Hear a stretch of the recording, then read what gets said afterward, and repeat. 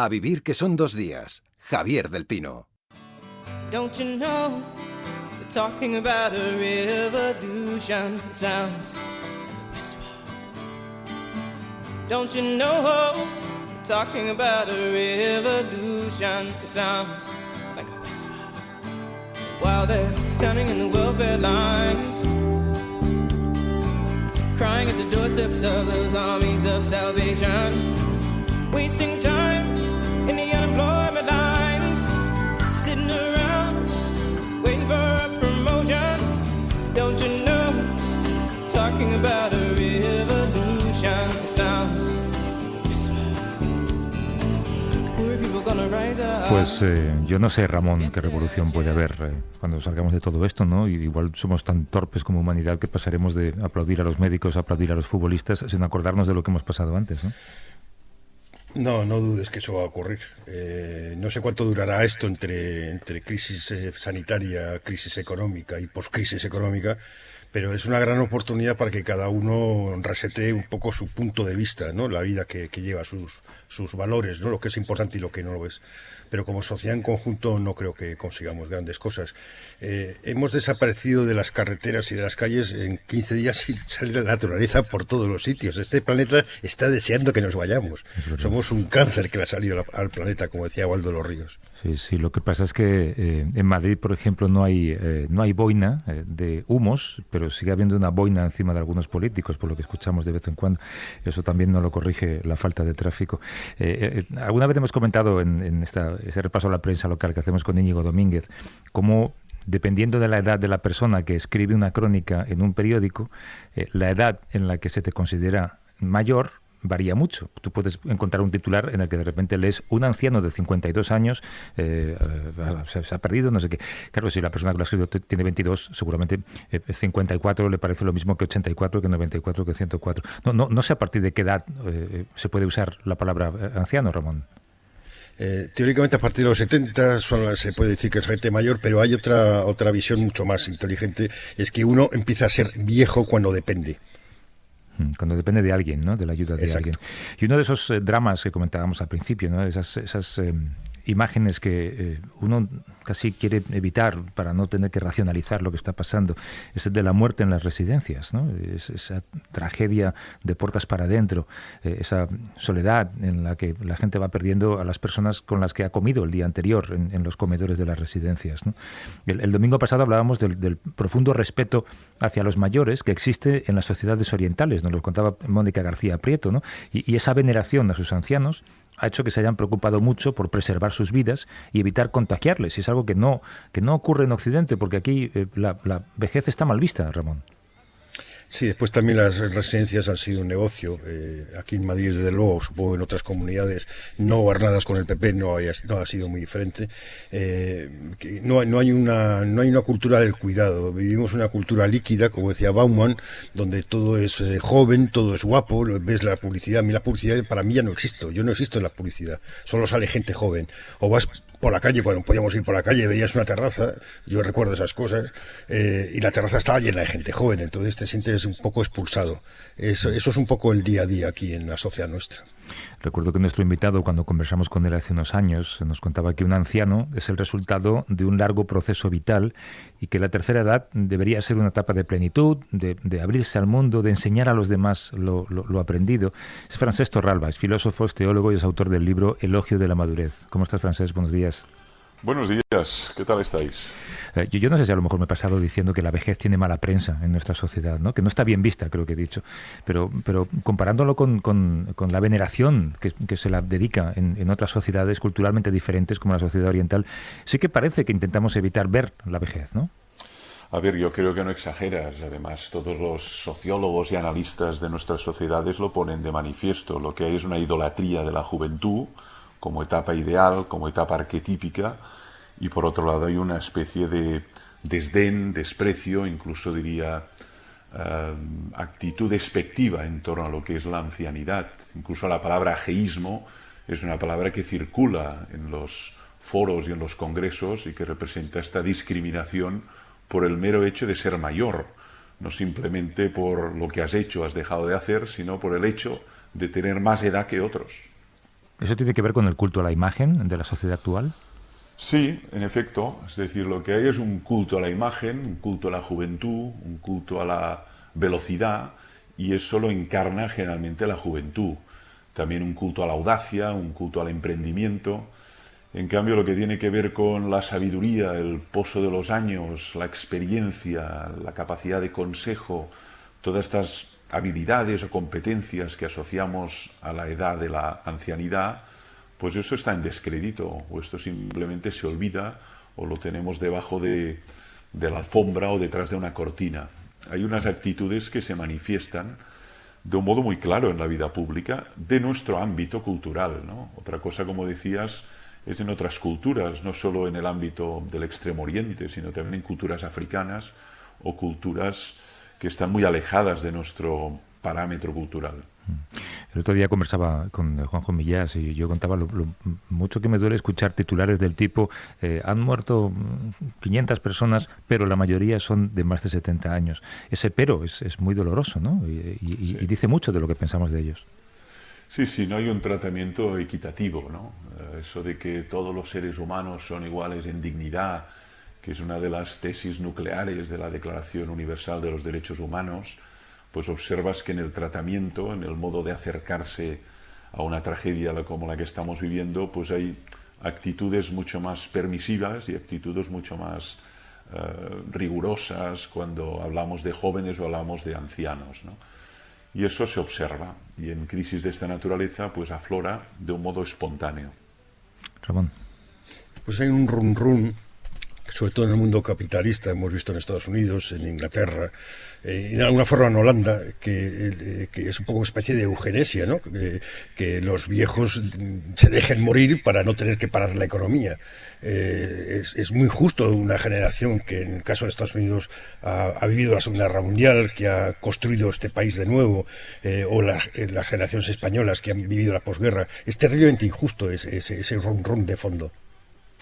Sí, absolutamente. Y sobre todo lo que hay es un olvido de la vulnerabilidad, de la fragilidad humana, ¿no? Asociamos fragilidad a la ancianidad. Y en cambio la categoría fragilidad o vulnerabilidad pues es connatural al ser humano. Lo que pasa es que hay grados de vulnerabilidad. El recién nacido tiene una vulnerabilidad tal extrema que si no es acogido, cuidado, velado por alguien, simplemente muere, no se desarrolla, carece de potencia por sí mismo, por desarrollarse, ¿no? Y en cambio asociamos pues que esta vulnerabilidad es solo un rasgo de las personas mayores y no de todo el ser humano y a lo largo de toda su vida, ¿no? Hay grados que requieren precisamente de cuidado, ¿no? Y la pérdida de cuidado o el olvido del cuidado es algo que también hemos observado, ¿no? Y que esta crisis nos pone de manifiesto que requerimos de cuidado y algunas personas de más cuidado dada su vulnerabilidad, pero nadie está salvo de la actitud y de la acción de cuidar. ¿Cuál es la mejor manera, Francesc, de ejercer la madurez, de lograr que cuando llegas a esa etapa sea una etapa fructífera y útil? A ver, yo creo que la clave es digerir la experiencia vivida. Es decir, una cosa es cuando uno nace, que es un inexperto, no sabe nada, está desorientado, y en cambio, a la medida que uno va viviendo, pues va aprendiendo por ensayo y error y también por experiencia de los demás. Los demás explican lo que les ha pasado, explican cómo lo han vivido, explican sus fracasos. Luego, finalmente, uno fracasa en primera persona del singular y ahí hace un aprendizaje. Entonces, la madurez yo creo que es el sedimento, es el pozo que extraemos de todo este decurrir o todo este desarrollo de la propia vida, y eso es lo que permite al final dar algún consejo sensato. Es decir, cuando uno tiene 20 años pues tiene que aprender y tiene que escuchar y tiene que equivocarse y tiene que empezar de nuevo. Hombre, cuando tiene ya 50, cuando tiene 60 ya tiene un cálculo más aproximado de lo que puede pasar. A pesar de eso también hay la novedad, lo imprevisto, lo que no había imaginado que pasaría y pasa. Pero es verdad que está como más protegido, y esa madurez tiene que ver con esta capacidad de prever, anticipar, verlas venir antes de que vengan. Ramón. Sí, este elogio de la juventud tiene que ver con el miedo a la muerte. la negación de la muerte. En una crisis como esta, que es mundial y es pandémica, es algo al que te tienes que enfrentar, que vamos a morir todos, de una cosa o de otra, tarde o temprano. Y eso resulta muy incómodo en esta cultura. No vivimos tenemos tanto miedo a morir que dejamos de vivir. Es verdad. Por eso se ha hablado tanto, ¿no?, de la muerte como tabú, la muerte como tema prohibido, la muerte como cuestión casi pornográfica, ¿no?, oculta, y quien finalmente tiene el valor, la audacia de enfrentarse a esta cuestión, pues casi resulta un transgresor, casi resulta desagradable, casi resulta insensato, porque de algún modo tendemos a ocultarla. Y lo que pasa con las distintas etapas de la vida es que, claro, después de la infancia hay otra, que es la juventud, y después de la juventud hay otra, que es la madurez, y después de la madurez hay otra, que es la ancianidad, y después de la ancianidad, por evolución natural, pues viene la muerte, y eso es algo que, claro, tener la muerte tan cerca, tan en la orilla, es algo que también hace que veamos la ancianidad con cierto temor y temblor, ¿no? Cuando, por otro lado, la muerte puede hacer irrupción en cualquier momento en nuestra vida. Pero es verdad que el tema del tabú de la muerte está ahí presente. Y cuando se manifiesta, pues experimentamos nuestra impotencia, nuestra incapacidad y también nuestras manos vacías. No sabemos qué decir, tenemos que trascender, tenemos que hacer expresión de nuestras creencias si las tenemos, porque se produce un silencio y una interrogación. Esa interrogación se traduce en un mayor nivel de espiritualidad. Cumplir años nos hace ser más espirituales. Pues muchos autores lo han subrayado, que tiene que ver con la vida contemplativa, que tiene que ver con una vida más quieta, que tiene que ver con una vida más reflexiva y también con una vida más introspectiva, en la medida en que asociamos pues la juventud a la acción, la madurez esencialmente a la producción. Es un tiempo de productividad, somos valorados por nuestra productividad, y es un tiempo de lucha por ubicación en el mercado laboral y por ubicación en la sociedad, de reconocimiento. Y sin embargo, cuando hablas con personas mayores, profesores que he tenido, personas que aprecio muchísimo, observas que están un poco más allá del bien y del mal, ¿no?, de estas luchas, de esta necesidad de reconocimiento, de esta necesidad de ser alguien en el mundo. Hay como una tendencia a reflexionar más sobre lo esencial. Y si eso tiene que ver con la espiritualidad, pues sí, yo creo que en la ancianidad puede haber este despunte o esta emergencia de lo espiritual, precisamente por esa proximidad también al final y esa necesidad de pensar, bueno, ¿qué ha sido mi vida? ¿Qué va a ser de ella? ¿Qué puedo esperar? La pregunta kantiana, ¿no? ¿Qué puedo esperar después de este recorrido? ¿Y qué consistencia tienen las creencias que me han sido dadas o la fe que tengo? ¿O eso que forma parte de la tradición occidental? ¿Qué valor tiene? ¿Qué consistencia? ¿Qué solidez tiene todo ese conjunto de mitos del más allá, de recorrido de ultratumba, ¿no? ¿Qué puedo esperar? Claro, pero del mismo modo, la madurez también, y yo creo que tú lo decías en tu libro, el arrepentimiento fluye mejor, digamos, ¿no? Pero en estos tiempos en los que estamos, quizá sería bueno que el arrepentimiento fluyera en todos los niveles de edad, ¿no? Y que nos demos cuenta de que la fragilidad está ahí para todos, no solamente para los ancianos. Sí, naturalmente. Es decir, el arrepentimiento tiene mucho que ver con la memoria, ¿no? Uno recuerda pues lo que ha hecho, uno recuerda lo que ha dicho, y eso pesa o duele. El tiempo dentro. malgastado, Francesc. Claro. El tiempo malgastado, el tiempo dilapidado, el tiempo dilapidado con estupideces, o el tiempo simplemente perdido. Y puede producirse este fenómeno de arrepentimiento y necesidad de cerrar el círculo. Esto lo estamos observando en procesos final de vida, que una forma de pacificar el proceso final de vida es justamente mediatizar y hacer posible la reconciliación, porque en el final de vida pues uno se da cuenta que tiene asuntos pendientes, que hay temas que hay que cerrar, que hay heridas abiertas todavía, y para morir en paz tiene mucho que ver este ejercicio de pacificación o de reconciliación con las personas amadas, cuando haya habido pues traiciones, haya habido rupturas, ha habido pues engaños, ha habido infidelidades, y todo ese fenómeno, morir con ese remordimiento, con esa experiencia de culpa, es terrible. Y en cambio el proceso de pacificación tiene mucho que ver con arrepentirse y luego esperar solicitar el perdón y esperar que el otro pueda darlo y que el otro esté en condiciones de darlo y quiera darlo. Y eso ya no depende de ti, ¿eh? Uno puede solicitar Por eso el que en perdón. este proceso muchas veces las religiones no hay. Bueno, por ejemplo, ¿no? En efecto, lo que pasa es que también este proceso, independientemente de las creencias, la necesidad de sanar la memoria, de reconciliarse, es una necesidad humana.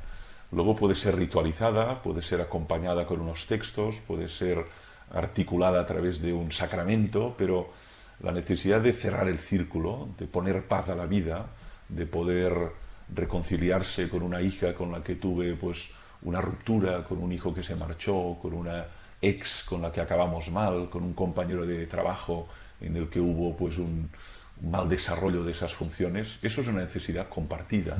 Otra cosa ya es la ritualización, los textos, la simbología, las figuras de mediación que pueden hacer posible eso, ¿no? Pero lo observamos en ámbitos de final de vida, cuidados intensivos, cuidados paliativos, residencias geriátricas y gerontológicas, donde estos procesos de pacificación son imprescindibles y a veces están operados pues, por una psicóloga, por una trabajadora social, por un psicólogo, por un agente de atención espiritual. Hay distintas figuras, pero la necesidad de sanar la memoria herida es muy humana. Usted es padre de 5 hijos. ¿Qué valores les ha enseñado para llegar a una madurez plena? Y sobre todo, ¿cómo se enseña a un hijo ese tipo de valor? Bueno, sobre todo, siempre es el ejemplo. Lo que pasa que el ejemplo es la paciencia. Nosotros a veces perdemos de vista que también tuvimos 14 años, tuvimos 15, tuvimos 20 y bueno, y ya olvidamos cómo éramos en aquel momento.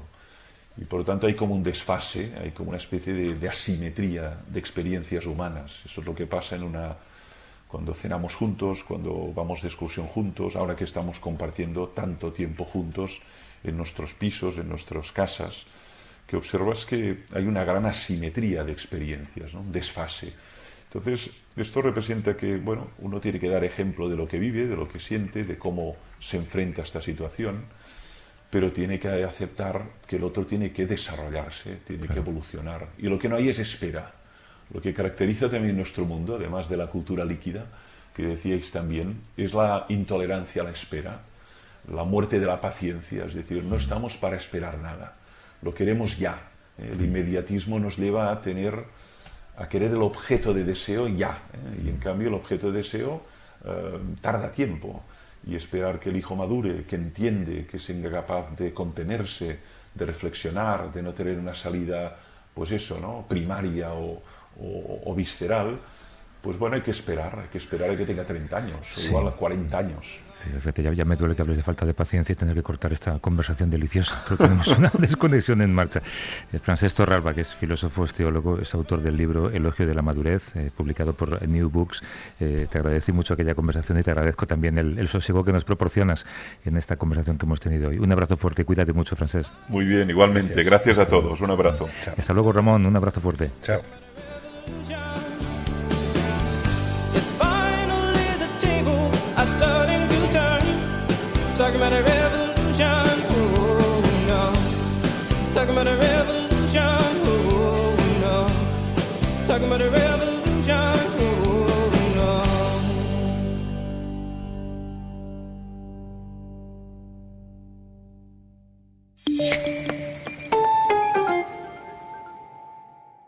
A vivir que son 2 días. Javier del Pino.